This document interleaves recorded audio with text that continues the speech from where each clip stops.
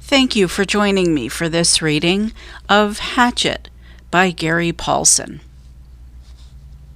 Chapter 1. Brian Robeson stared out the window of the small plane at the endless green northern wilderness below. It was a small plane, a Cessna 406, a bush plane, and the engine was so loud, so roaring, and consuming and loud that it ruined any chance for conversation. Not that he had much to say. He was 13 and the only passenger on the plane, with a pilot named, what was it, Jim or Jake or something, who was in his mid-40s and who had been silent as he worked to prepare for takeoff. In fact, since Brian had come to the small airport in Hampton, New York to meet the plane, driven by his mother, the pilot had spoken only 5 words to him. Get in the co-pilot seat, which Brian had done. They had taken off, and that was the last of the conversation. There had been the initial excitement, of course. He had never flown in a single-engine plane before, and to be sitting in the co-pilot seat with all the controls right there in front of him, all the instruments in his face as the plane clawed for altitude, jerking and sliding on the wind currents as the pilot took off, had been interesting and exciting. But in 5 minutes they had leveled off at 6,000 feet and headed northwest, and from then on the pilot had been silent, staring out the front, and the drone of the engine had been all that was left. The drone and the sea of green trees that lay before the plane's nose and flowed to the horizon, spread with lakes, swamps, and wandering streams and rivers. Now Brian sat looking out the window, with the roar thundering through his ears, and tried to catalog what had led up to his taking this flight. The thinking started. Always it started with a single word: divorce. It was an ugly word, he thought, a tearing, ugly word that meant fights and yelling, lawyers. God, he thought how he hated lawyers who sat with their comfortable smiles and tried to explain to him in legal terms how all that he lived in was coming apart, and the breaking and shattering of all the solid things, his home, his life, all the solid things. Divorce, a breaking word, an ugly breaking word. Divorce. Secrets. No, not secrets so much as just the secret. What he knew and had not told anybody, what he knew about his mother that had caused the divorce, what he knew, the secret. Divorce. The secret. Brian felt his eyes beginning to burn and knew there would be tears. He had cried for a time, but that was gone now. He didn't cry now. Instead, his eyes burned and tears came, the seeping tears that burned, but he didn't cry. He wiped his eyes with a finger and looked at the pilot out of the corner of his eye to make sure he hadn't noticed the burning and tears. The pilot sat large, his hands lightly on the wheel, feet on the rudder pedals. He seemed more a machine than a man, an extension of the plane. On the dashboard in front of him, Brian saw the dials, switches, meters, knobs, levers, cranks, lights, handles that were wiggling and flickering, all indicating nothing that he understood, and the pilot seemed the same way, part of the plane, not human. When he saw Brian look at him, the pilot seemed to open up a bit, and he smiled. Ever fly in the co-pilot seat before? He leaned over and lifted the headset off his right ear and put it on his temple, yelling to overcome the sound of the engine. Brian shook his head. He had never been in any kind of plane, never seen the cockpit of a plane except in films or television. It was loud and confusing. First time. It's not as complicated as it looks. Good plane like this almost flies itself. The pilot shrugged. Makes my job easy. He took Brian's left arm. Here, put your hands on the controls, your feet on the rudder pedals, and I'll show you what I mean." Brian shook his head. "I'd better not." "Sure, try it." Brian reached out and took the wheel in a grip so tight his knuckles were white. He pushed his feet down on the pedals. The plane slewed suddenly to the right. "Not so hard. Take her light, take her light." Brian eased off, relaxed his grip. The burning in his eyes was forgotten momentarily as the vibration of the plane came through the wheel and the pedals. It seemed almost alive. "See?" The pilot let go of his wheel, raised his hands in the air, and took his feet off the pedals to show Brian he was actually flying the plane alone. "Simple. Now turn the wheel a little to the right and push on the right rudder pedal a small amount."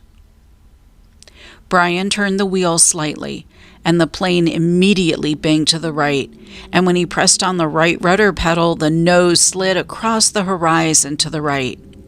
He left off on the pressure and straightened the wheel, and the plane righted itself. "Now you can turn. Bring her back to the left a little."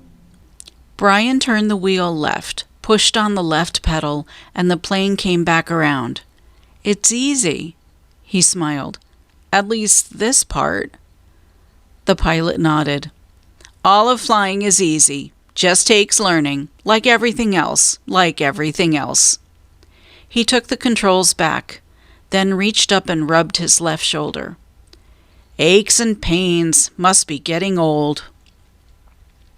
Brian let go of the controls and moved his feet away from the pedals as the pilot put his hands on the wheel. "Thank you." But the pilot had put his headset back on, and the gratitude was lost in the engine noise, and things went back to Brian looking out the window at the ocean of trees and lakes. The burning eyes did not come back, but memories came flooding in. The words, always the words.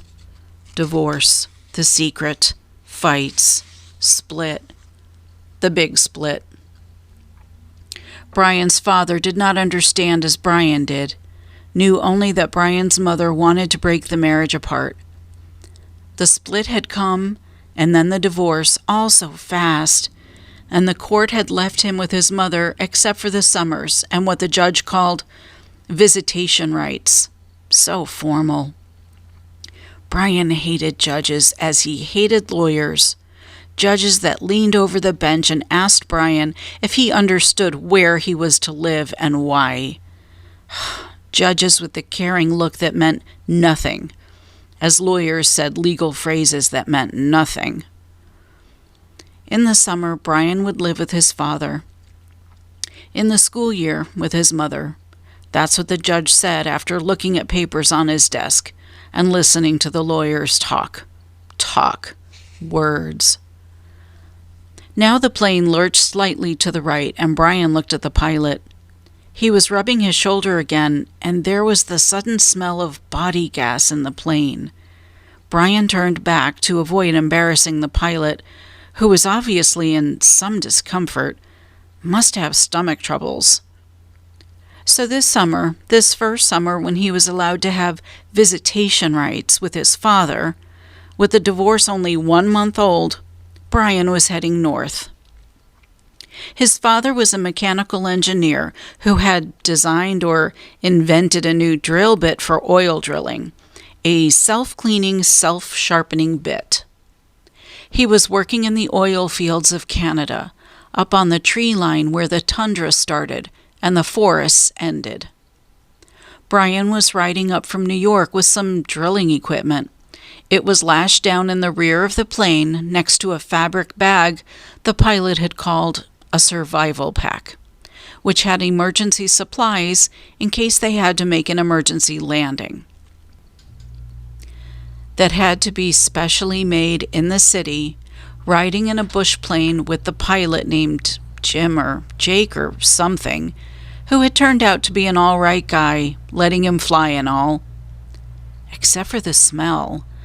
Now there was a constant odor, and Brian took another look at the pilot, found him rubbing the shoulder and down the arm now, the left arm, letting go more gas and wincing.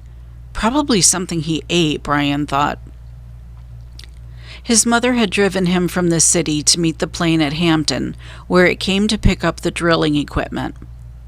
A drive in silence. A long drive in silence. 2.5 hours of sitting in the car, staring out the window. Once, after an hour, when they were out of the city, she turned to him. "Look, can't we talk this over?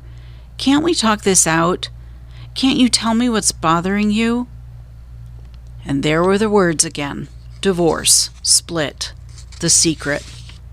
How could he tell her what he knew? So he had remained silent, shook his head, and continued to stare, unseeing, at the countryside. And his mother had gone back to driving, only to speak to him one more time when they were close to Hampton. She reached over the back of the seat and brought up a paper sack. "I got something for you, for the trip." Brian took the sack and opened the top. Inside, there was a hatchet, the kind with a steel handle and a rubber hand grip. The head was in a stout leather case that had a brass riveted belt loop. "It goes on your belt." His mother spoke now without looking at him. There were some farm trucks on the roads now, and she had to weave through them and watch traffic. "The man at the store said you could use it, in the woods with your father." Dad, he thought, not my father, my dad. "Thanks, it's really nice." But the words sounded hollow even to Brian. "Try it on, see how it looks on your belt." And he would normally have said no, that it looked too hokey to have a hatchet on your belt. Those were the normal things he would say. But her voice was thin, had a sound like something thin that would break if you touched it, and he felt bad for not speaking to her. Knowing what he knew, even with the anger, the hot white hate of his anger at her, he still felt bad for not speaking to her. And so, to humor her, he loosened his belt and pulled the right side out and put the hatchet on and re-threaded the belt. "Scooch around so I can see." He moved around in the seat, feeling only slightly ridiculous. She nodded. "Just like my scout, my little scout." And there was the tenderness in her voice that she had when he was small, the tenderness that she had when he was small and sick with a cold, and she put her hand on his forehead, and the burning came into his eyes again, and he had turned away from her and looked out the window, forgotten the hatchet on his belt, and so arrived at the plane with the hatchet still on his belt. Because it was a bush flight from a small airport, there had been no security, and the plane had been waiting, with the engine running, when he arrived, and he had grabbed his suitcase and pack bag and run for the plane without stopping to remove the hatchet. So it was still on his belt. At first he had been embarrassed, but the pilot had said nothing about it, and Brian forgot it as they took off and began flying. More smell now. Bad. Brian turned again to glance at the pilot, who had both hands on his stomach and was grimacing in pain, reaching for the left shoulder again as Brian watched. "Don't know, kid." The pilot's words were a hiss, barely audible. "Bad aches here, bad aches. Thought it was something I ate, but..." He stopped as a fresh spasm of pain hit him. Even Brian could see how bad it was. The pain drove the pilot back into the seat, back and down. "I've never had anything like this."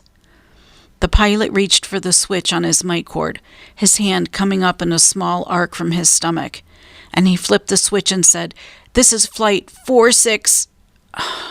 And now a jolt took him like a hammer blow, so forcefully that he seemed to crush back into the seat, and Brian reached for him, could not understand at first what it was, could not know. And then he knew. Brian knew. The pilot's mouth went rigid. He swore and jerked a short series of slams into this seat, holding his shoulder now, swore and hissed, "Chest! Oh, God, my chest is coming apart." Brian knew now. The pilot was having a heart attack. Brian had been in the shopping mall with his mother when a man in front of Paisley's store had suffered a heart attack. He had gone down and screamed about his chest. An old man, much older than the pilot. Brian knew.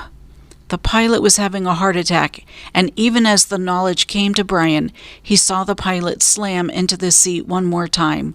One more awful time he slammed back into the seat and his right leg jerked, pulling the plane to the side in a sudden twist, and his head fell forward and spit came from the corners of his mouth, and his legs contracted up into the seat, and his eyes rolled back in his head until there was only white for his eyes, and the smell became worse, filled the cockpit, and all of it was so fast, so incredibly fast that Brian's mind could not take it in at first, could only see it in stages.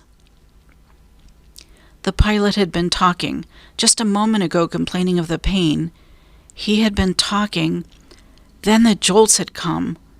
The jolts that took the pilot back had come, and now Brian sat, and there was a strange feeling of silence in the thrumming roar of the engine. A strange feeling of silence and being alone. Brian was stopped. He was stopped. Inside, he was stopped. He could not think past what he saw, what he felt. All was stopped. The very core of him, the very center of Brian Robeson, was stopped and stricken with a white flash of horror. A terror so intense that his breathing, his thinking, and nearly his heart had stopped. Stopped. Seconds passed, seconds that became all of his life, and he began to know what he was seeing, began to understand what he saw, and that was worse. So much worse that he wanted to make his mind freeze again. He was sitting in a bush plane, roaring 7,000 feet above the northern wilderness, with a pilot who had suffered a massive heart attack, and who was either dead or in something close to a coma. He was alone. In the roaring plane with no pilot, he was alone. Alone. And that's the end of chapter 1.